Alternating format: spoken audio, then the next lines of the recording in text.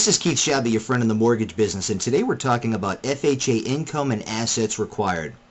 In order to qualify for an FHA loan, all income must be analyzed to ensure that it is sufficient to cover the mortgage and other obligations of the borrower.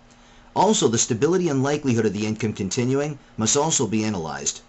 Income from any source that cannot be verified is not stable or will not continue may not be used in calculating the borrower's income ratios.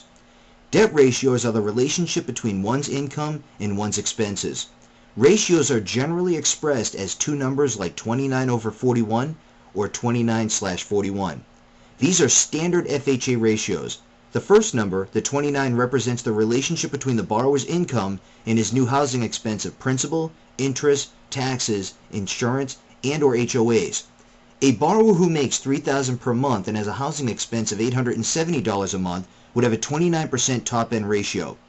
The other number of 41 represents the total monthly debt including the housing expense and all other debts such as credit cards, loans, child support, and etc.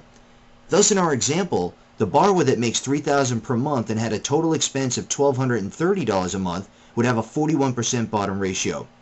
With the use of automated approvals, borrowers' ratios can exceed the guidelines above. Also, with compensating factors, a borrower may be able to exceed the ratios and guidelines. FHA does impose an arbitrary minimum length of time a borrower must have held employment to be eligible. However, the lender must verify the borrower's employment for the most recent 2 full years. If a borrower indicates he or she was in school or in the military during any of this time, the borrower must provide evidence supporting this, such as a college transcript or discharge papers. The borrower must also explain any gaps in employment of a month or more. Allowances for seasonal employment, such as typical in the building industry, may be made. The lender or underwriter is just looking to show a steady source of consistent earnings. Borrowers with frequent job changes generally show a lack of stability.